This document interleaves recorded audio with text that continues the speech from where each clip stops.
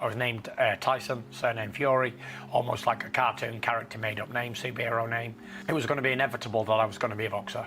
Always loved it, always been around it. Yeah. And always wanted to be heavyweight champion from being a little boy. Wow. Boxing was always in the family. My dad was a boxer, my uncles boxed, cousins, everybody that I know boxed. So it's to have a little vision, have a massive vision being such a small child, and to go on and achieve that vision. I'm one of the rare few people who actually live their childhood dream as an adult and get paid to do it. So doing a good old job, really. This is what stories are made of. This will be a movie. Mark these words, the Tyson Fury story, aka the Gypsy King. That will be a blockbuster Hollywood movie one day. Sometimes in life you can try all you want at something. If you don't have the natural ability, you won't make it. I was a natural talent at boxing. When I walked to the gym, I was already decent at boxing. I was actually training in the gym in Liverpool, and Ronnie O'Sullivan was in the changing rooms. And he comes over to me and goes, "You know what, Tyson?" He said, "You're one of the most natural, gifted athletes I've ever seen." I said, "Coming from you?" I said, "Don't talk that stuff to me." I'm always active. I'm always fit. So I'm not one of these fighters anymore that will go off and take tons of time out and not keep active. I'm always in the gym every day. My solitude is the gym. And when I walk in that door, I don't want to look at my phone, I don't want to check emails, I don't want to take any calls. I want to put the music on loud as it goes, and I want to get in my own little zone. I like getting out of the house for an hour in the morning, an hour at night. Gives me that breakaway from the kids and from the missus and from all the little life problems that we have. I want to get in that little world and get a good sweat on, get a good workout in, and then that great feeling that we have, the endorphins it releases when we're finished, and then get a shower, you feel $1 million. I like keeping in shape, I like working out, I train hard, I dedicate, I eat well, I do the best I can. And if I go in there and get beat, then it's on me. And I don't want to come out and say, oh, well, if I would have trained a bit harder. I leave it all on the night. You never can take anyone for granted or overlook anybody. Even the worstest bum in the world in boxing is capable of knocking you out cold. All I can do is my job, which is to promote the fight and train hard and put a good show on. Having it all doesn't mean the full package, because talent alone ain't good enough. You need dedication, you need the ability to leave women alone, leave the drink alone, leave the fame alone. I'm one in 7 billion, and there'll never be another one like me. We waited 250 years for someone like me to come along, and you wait another 1,000 for him to come again. For 30 years I've been watching boxing. I have never seen anybody get knocked out cold and get back up like I have. The ability, recovery powers that I have are a gift from God. And in that last fight with Deontay Wilder, I got put down twice heavily in round 4. And that was even a new thing for me. I was like, wow, 2 times in 1 round? What are we going to do? We're going to get up and fight on. Let me tell you something about Deontay Wilder. I don't like Deontay Wilder. He don't like me, I don't like him. I don't like him as an opponent. I don't like him at all. But one thing I do is respect him. Because all this talk of step aside money and all that, he went, I don't care about the money. I want my rematch. He was getting offered like 10 million, 15 millions to move out of the way and all that. And he said, no chance. I want my rematch. I want my fight. And I'm a Spartan. I don't care about money. I don't care about fame. I don't care about glory, belts, undisputed, being remembered. I care about knocking out. I'm a Spartan. I live to fight. I don't care about any other thing in boxing. I've no really interest in all that glitz and glam. I never have been, never will be. I'm not interested in fame or being a celebrity. Do you know what I want to do? I want to be left alone. For me, it's my job that I do, and I get paid to do it, so I'm there to enjoy it, take the show and put on a show. I went to some professional boxing that Frank Warren put on with no fans, and I could hear all the judges talking to each other.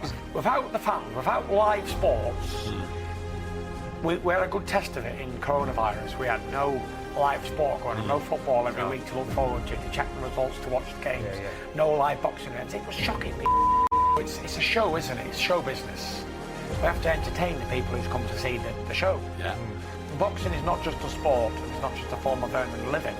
There has to be fireworks, and there has to be an event to watch, and people have got to want to go there to watch it. And the ring walks and things that I do, some of them have been legendary. I think everybody who's like a real natural talented great at what they do, they all had demons. All of these stars, Muhammad Ali, Mike Tyson, they've all had their struggles along the way, whether it's been with mental health, whether it's been with drink or other stuff, political or whatever. They've all had their own issues along the way. Muhammad Ali was the greatest of that era. I don't believe in matching fighters from different eras because it's just not fair on the individual, because you can only be the best of your time, and you can't cross different eras and different.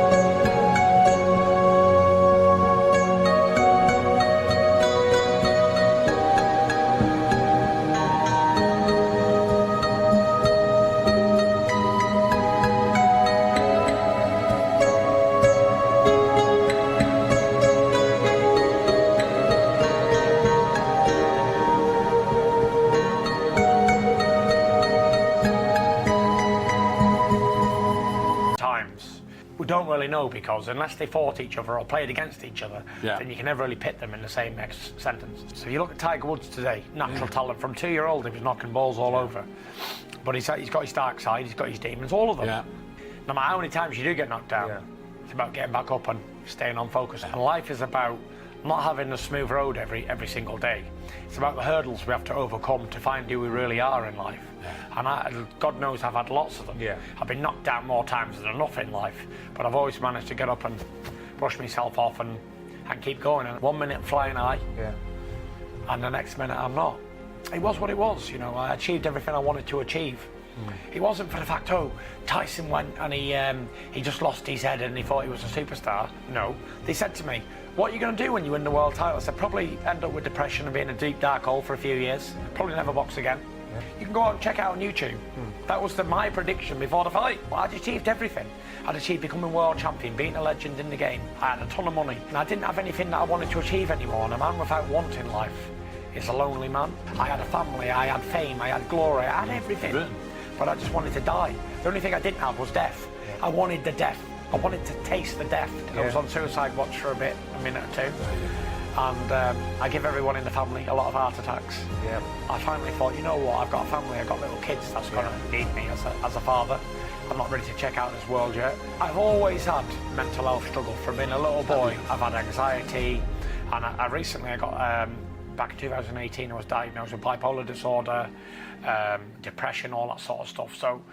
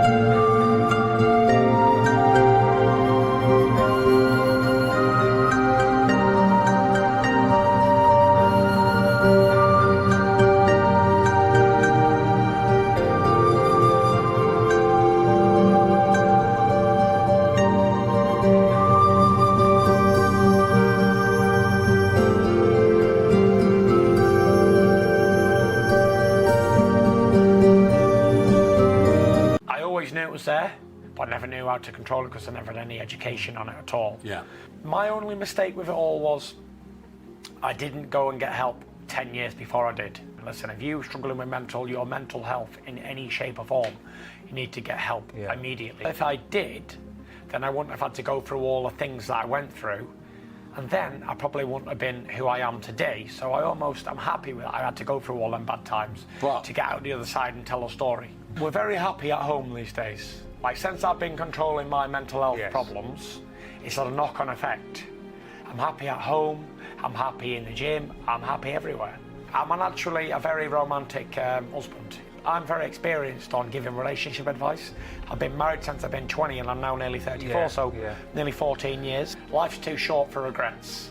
And everything I've ever done in my life has been for a reason. Yeah. And that reason has led me to this point now. And I'm very happy with who I am and where I am. I've learned to manage and maintain my mental health struggle these days.